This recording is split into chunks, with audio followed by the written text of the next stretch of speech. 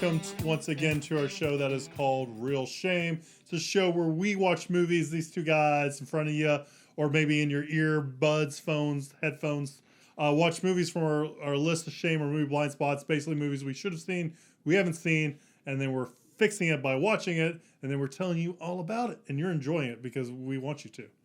I'm Adam. I'm Andy. This week we're watching some movies that I've never seen, and some of you are going to be like, what, you've never seen this? And the answer is yes, I haven't. That's why we're watching them. But now you have seen it. But now I have seen it.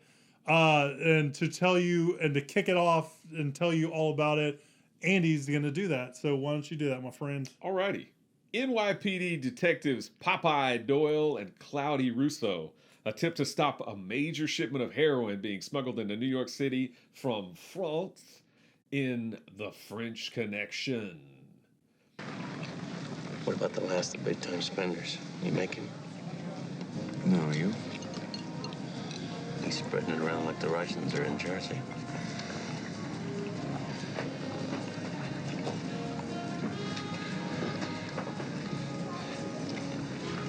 Well, they say we stick around and give him a tail.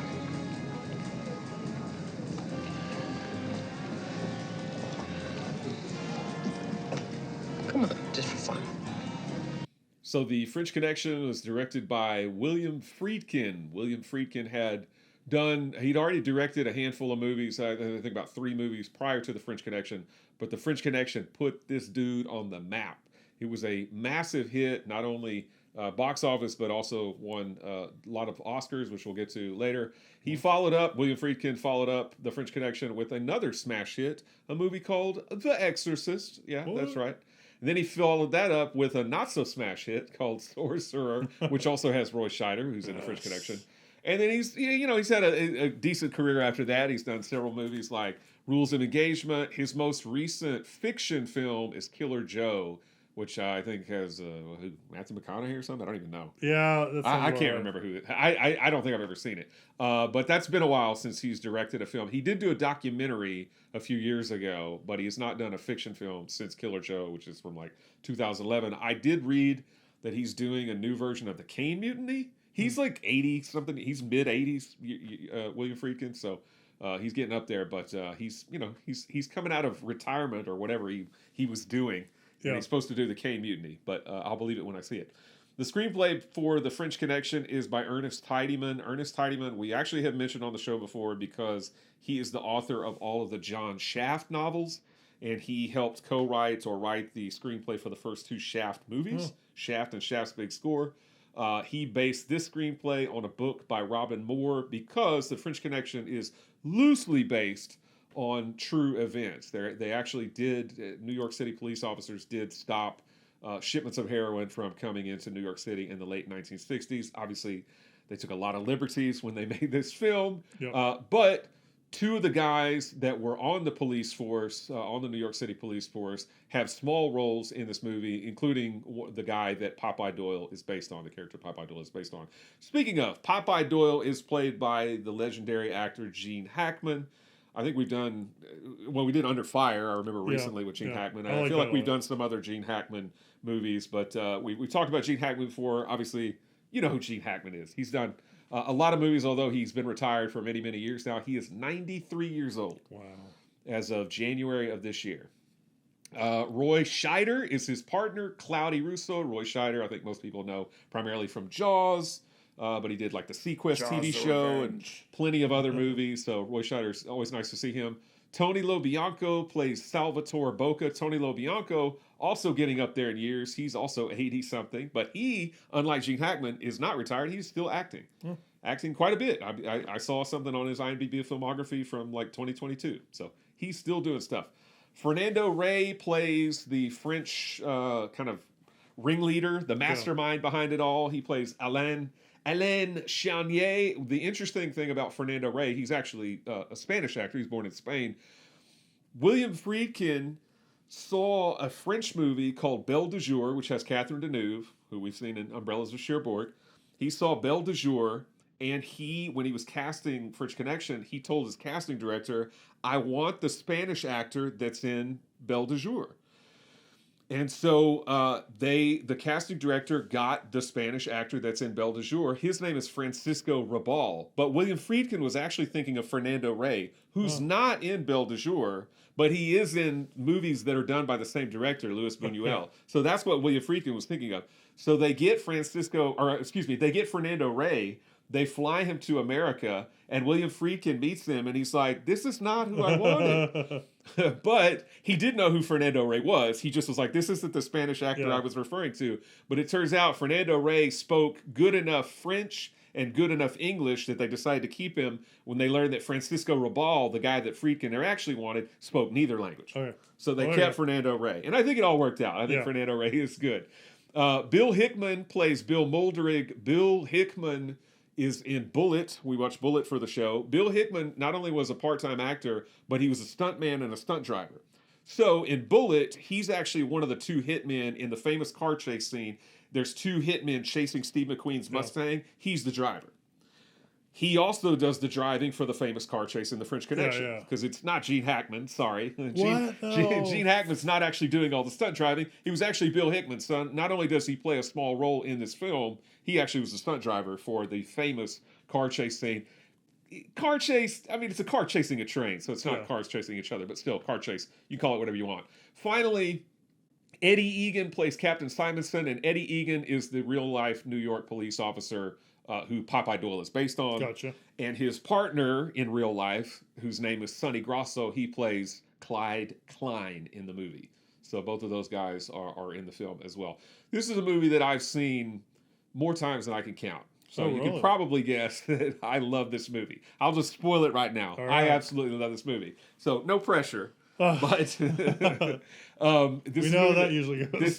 This is a movie that you've never seen before. I know you've heard of The French Connection. Yes. I know you know the actors that are in it, Gene Hackman and Roy Scheider, but did you know that they were in it going into this movie? I didn't know they were in it. I think I remember this movie because the car chase. Yeah. Right? Because I think this probably made numerous lists. Always makes best lists. car chases like you'd get with Ronin, you'd get with The Vanishing and all that. So I'm sure whenever Death Wish came out and they published all those lists of favorite, famous car chases, this was on there, and that's when I was like, okay, and that kind of got committed to my memory. Yeah. But other than that, I had no idea what it was or what it was about or who was really in it until I didn't know that it was about. You didn't know what The French Connection referred to. I did not, and I don't think they ever said French Connection in the movie either. No, they don't. So I was confused the whole time. But if they had, then there would be an old lady behind me going, "That's where they got the title," and I'd go, "Shh." Yeah, exactly.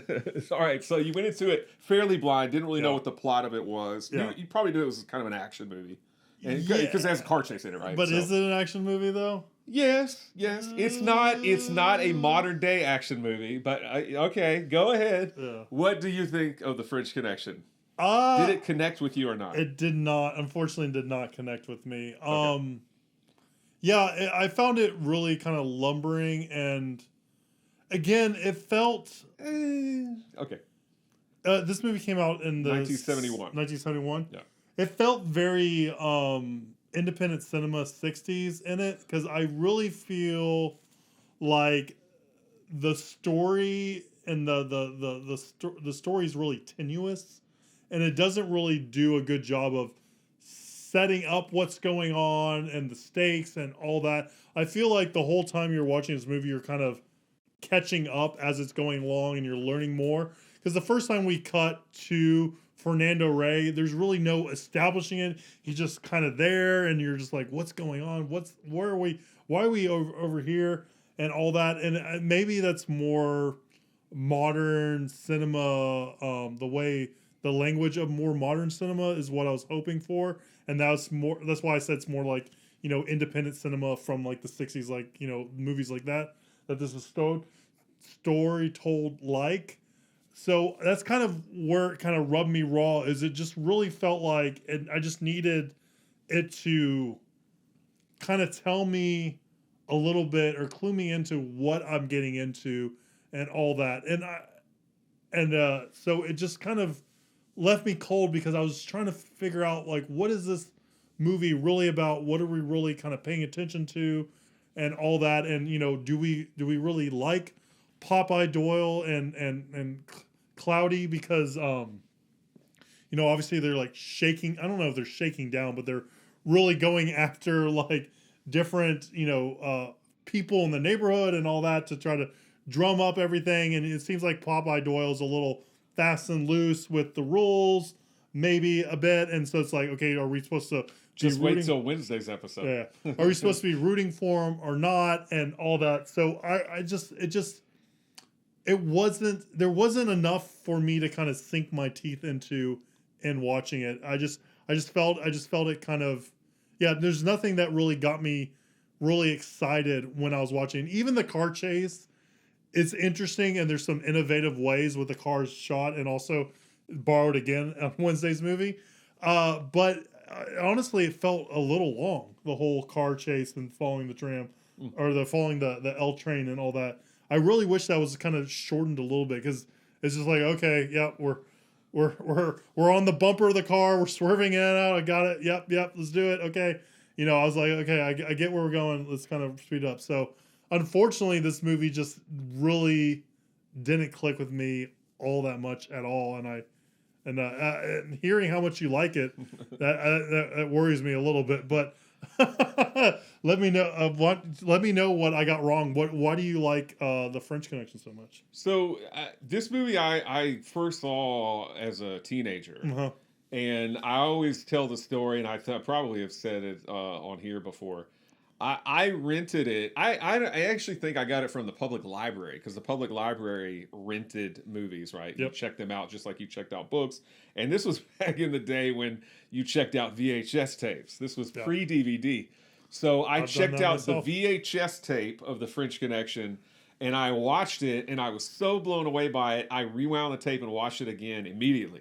I've never done that with any movie since then. I mean, I've watched movies close together, but not back to back like that. But I watched it 2 times in succession. I was so thrilled with this movie. Now, watching it now, and I've seen it so many times over the years, it's ridiculous. But I watched it for the last time probably about 7 years ago. It's been about that long, but still, it's been less than 10 years since I've seen it. And I mean, watching it now, with all the stuff we've seen in the interim, because I saw this for the first time back in, the early 90s or whatever. Of course, it's not going to be like lightning fast paced or any of that sort of thing. And to modern audiences and to people nowadays, I could see how it would be, you were saying, like, is it really an action movie? It's kind of slow or whatever. I can see that. And maybe I give it more of a pass because I have seen it so many times over the years, and I saw it when I was young. But I do feel like there's not a ton of like running around shooting at people and stuff like that. But I feel like the things that they do are still very interesting and still keep you very engaged in the story. I love, first of all, that the movie... The whole thing kind of starts with them, they go to the nightclub, and like Roy Scheider's character Cloudy just wants to go home. He's tired because they've been out busting drug dealers. Because Eddie Egan or the Captain Simonson, played by Eddie Egan, he tells them in the movie, like, you guys make more drug busts than anybody else, but it's all like nickel and dime stuff. Like, you just bust everybody that you see. So it's like, you're not giving me anything good. But they've been out all day or whatever, or they've been out doing, busting criminals. And Roy Schneider got cut. Roy Scheider got cut. He just wants to go home, but Popeye's like, no, let's go have a drink. Let's have one drink. So they just go to this nightclub, and they happen to see these people that are associating with known criminals, and they're like, let's just tail them, like just to see. I feel like Popeye did that, wanted to go to that bar on purpose to see that. I mean, maybe he thought he might see some unsavory people there. Sure, yeah. But they go there, and they're like, oh, let's just. So the whole thing kind of just begins on a lark, and then they end up following them. They connect them with Joel Weinstock, who lives in this building where Salvatore Boca goes in, and he is a known buyer or financier of like drug deals and whatnot. And so they're like, oh, well, this might actually lead us to something big. So then they go to Captain Simonson. They get a that wiretap on their yeah. phones. They stake him out from across the street because Sal and his girlfriend or wife or whatever, Angie, have a place called Sal and Angie's, a little convenience store kind of thing. And it all just kind of builds and builds. And meanwhile, yeah, you do flash over to like France and you meet the Fernando Rey character who eventually comes to America. And I love that tailing scene where they're following them around New York City. Yeah, that's and he cool. eludes his tail where he jumps off the train and he quickly jumps back and all that stuff. I love all that That's stuff. also really cool, but I also like how he takes a plane ride back, like they're not taking the same mode of transportation. Right. There and back. He has Sal meet him in Washington because he knows that the police are onto them, but he's still determined to do this deal. And I like the car purchase, like the police auction and all that. I thought that was interesting. Yeah, so I feel like the way that it all unfolds, and I mean the reason that I was so kind of transfixed by this movie as a teenager is at that time, and I still feel this way now, even though it is more slow by today's standards. I feel like the movie is still fairly fast paced. It is still. I feel like it's edited fairly well. Like, I don't feel like it goes on too long. But again, probably a lot of that just has to do with the fact that I'm just a big fan of this movie and have seen it a lot. But that it kind of builds and builds and builds, and then you get to that car chase scene, which I mean, I've seen better car chases, but yeah, this always makes the car chase list, like the list of time. Bullet and French Connection and Ronin, like you said, all those kind of movies. I think it's innovative. Like I can't remember another movie besides Wednesday's movie where they have like that camera like right. It seems like it's right on the bumper. Yeah, they did. It's that low angle bumper shot. Like you don't really see that. Yeah, but anyway, So I mean, I like all that. I find it really, really still very exciting, even though this is the 25th, 50th time. Who knows? I don't know how many times I've seen it. Even though this is me watching it over and over and over, I think it's a really exciting film. But it did not excite me at all. I wish I could say. I mean, I think you are supposed to root for Popeye Doyle. Some of his behavior is problematic. Yes. I mean, and that's a nice way of saying it. And some of the things that he says are obviously problematic, but you are still meant to root for him. Yeah. Yeah.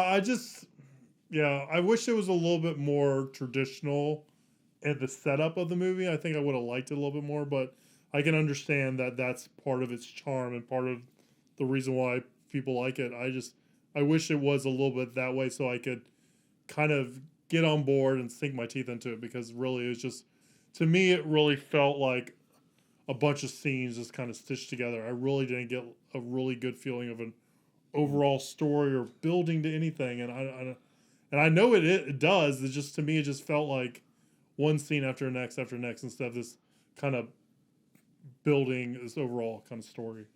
Well, just like Don't Look Now, which you weren't a fan of, this is in my top 10 or top 20 of all time, just like Don't Look Now. Are we still friends? Movie that I've seen, yes, we are, but it's a movie that I've seen, just like Don't Look Now, over and over and over again. I have a soft spot for it in my heart. I love this film. I don't begrudge you. Hopefully you don't begrudge me, but no, I don't. It's okay. You're spoiled by all the modern day movies. It's one of those movies I just don't get it. Yeah. Huh? And it's all right. It happens. Okay. So William, I mean, there's no deep meaning to it or anything. I just think it's a fun, exciting film. And I like seeing Roy Scheider. I love Jaws, but I like seeing Roy Scheider outside of Jaws. Not that he hasn't done other movies. I've seen him in plenty of other things, but I really like him away from the beat, away from Amity doing other things. He's not chasing a giant shark. Instead, he's chasing Popeye Doyle around, trying to get him not to murder people and stuff. Not to go too crazy. William Friedkin, though, when he was going to make this film, he saw a movie by Costa Gavras, Costa Gavras did a movie called Z, which came out in 1969, if I'm not mistaken. I have seen Z, and I remember it being very good. I have not seen it in years and years and years, and I've only seen it the one time, and it's not available on Blu-ray. I checked, so I have no way, I mean, unless I find some streaming copy of it or something like that, to watch it. But I remember it being very good. But one thing about Z, and I don't remember what the letter significance is, but that's the title of it. One thing about that film, though, is it's a a fiction film, but it's presented in a very cinema verite documentary kind of style. William Friedkin saw that movie and was blown away by it. And when he sat down to make The French Connection, he was like, I want to have that same kind of feel. I want to have that same kind of, it's an action movie, but I want it to have more of a documentary feel, or more of a kind of a cinema verite feel. And I think he succeeds for the most part, definitely. I mean, I think there's some movie-esque things in it for sure, but I think I can see, having read that, I can see, that Z influenced the film. I mean, I definitely agree with that. This movie was followed by a sequel, French Connection 2, in 1975. William Friedkin did not make that film. It was made by director John Frankenheimer, also very famous director. And that was followed, although I did not know this, that was followed by a made-for-TV sequel that came out or aired in 1986. It was one of those situations where it was a pilot movie for something that hoped to get picked up as a series, and it did not get picked up as a series. But apparently the pilot movie aired. I never saw it, and I've never seen it on DVD or anything like that. But what I find interesting about it is Popeye Doyle in that is played by Al Bundy, Ed O'Neill. Which... Yeah, I mean, it's hard not to see Ed O'Neill as something other than Al Bundy. Him being Popeye Doyle, I find humorous just reading about it, right? I haven't seen it, but I want to see it now. I want to see how Al Bundy plays Popeye Doyle. This movie was nominated for a lot of Oscars. It was nominated for Best Supporting Actor for Roy Scheider. He lost out to Ben Johnson, who we just saw like 2 weeks ago in the Sugarland Express as the captain of the Highway Patrol, but not for that movie, not for Sugarland Express. He was in The Last Picture Show. That's who won the Best Supporting Actor. Best Sound, that was won by Fiddler on the Roof, not French Connection. Best Cinematography, I think, was also Fiddler on the Roof. Oh, by the way, R.I.P. to Paul. He passed away like a month ago. Yep. He played Tevye in Fiddler on the Roof. And Dr. Zarkov and Flash Gordon. But French Connection did win Best Editing. It won Best Adapted Screenplay for Ernest Tidyman. Gene Hackman did win Best Actor. William Friedkin won Best Director. And it won Best Picture of the Year. Wow. It's also on a lot of those AFI 100 blank, 100 movies, 100 whatever lists. It is number 70 on AFI's 1998 list of 100 years, 100 movies. When they did their revamped list in 2007, it got bumped down to number 93, but it's still on there. Their 100 years, 100 thrills list, which came out in 2001, it's number 8 on that list. And on their 100 years, 100 heroes and villains list, that came out in 2003. So basically they did 50 heroes and 50 villains. Popeye Doyle is number 44 on the heroes list. And it was selected for preservation in the National Film Registry by the Library of Congress in the year 2005. And next time you watch The French Connection, be sure and eat a chicken sandwich. I didn't, but I should have, because the chain Popeyes is named after the character Popeye Doyle, not Popeye the Sailor.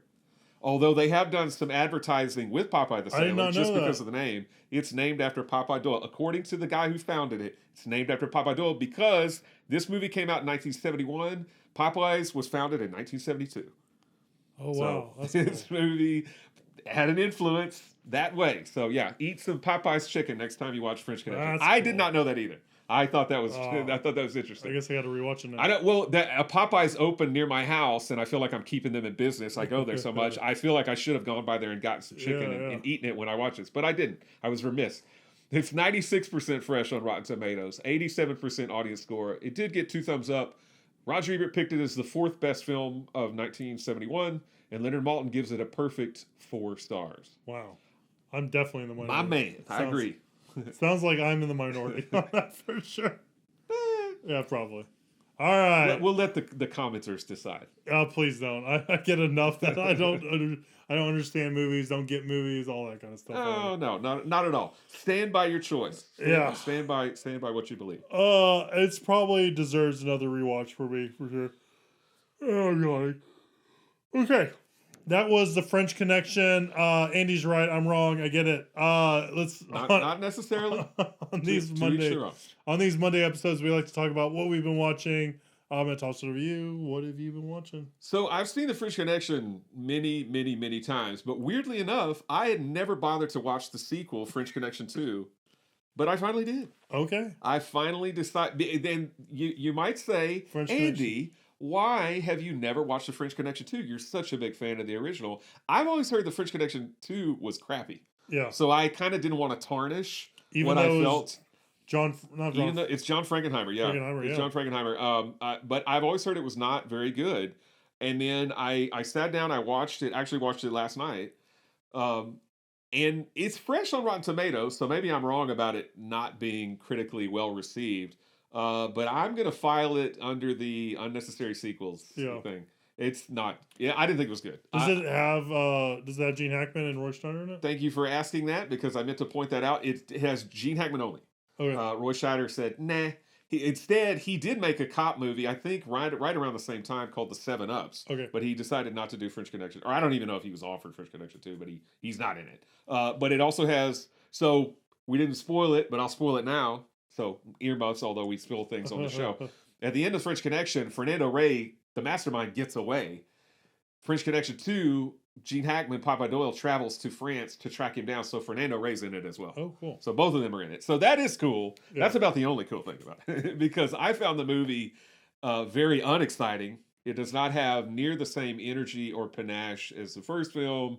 I just found it dull. And that, like, we're not reviewing that film, so I'm not going to spoil any plot points. But something happens to Gene Hackman's character, the Popeye Doyle, that I found really interminable. Like, Does he get poked in the eye and he has to wear an eye patch like Popeye's Sailor Man? No, but there's something that happens to him, and there's a particular set of scenes about midway through the film that just drag and drag and drag, and I was like, come on. It doesn't have any, fancy car chase. I will say, I read about, after I watched it, I read that John Frankenheimer, when he decided to make it, he was coming off some movie that he made that was a flop. And so he's like, I want to make a movie that people actually go see. And he was like very conscious of the fact that French Connection was already being considered kind of a classic at that point. Yeah. He's like, I don't want to copycat French Connection. I don't want to copycat what William Friedkin did. And to his credit, I don't think that he did. He tried to do his own thing with it. So I'll give him props for that. But I just find it incredibly dull by comparison. I just didn't think it was exciting at all. And by the time it was over, I was like, okay, good. Yeah. I was glad that it was over. So it's not a sequel that I would recommend or would watch again. Other than that, I did a rewatch of a movie that we actually went to go see in the theater, and that was Licorice Pizza. Oh. The Paul Thomas Anderson Yeah. film. Because what spurred that? I saw it on Prime, Amazon Prime streaming, and I thought, I wasn't like crazy about it seeing it in the theater. I thought it was okay. So I just decided to give it a rewatch just to see if time had maybe made it better for me somehow. I think I liked it marginally better, but I still feel about the same. Yeah. It's not. I mean, I'm favorable on it, like overall, but it's just not one of my favorite Paul Thomas Anderson movies. I think it's okay. It's more a hangout movie than anything else. I do think Alana Haim, the lead actress, is really good in it. Like, I don't think that I noticed her performance the first time as much as I did the second time, but I think she does a really, really good job for somebody who's primarily a musician, not an actress. But I think she's really good in it. Not that Philip Seymour Hoffman's kid, who I can't remember his name, is bad, but he doesn't shine to me as much as she does in the film. But yeah, I mean, I think I liked it a little bit more, but it's still, I'm not crazy about it. Yeah. It's just, it was slightly better for me this time, but it's okay.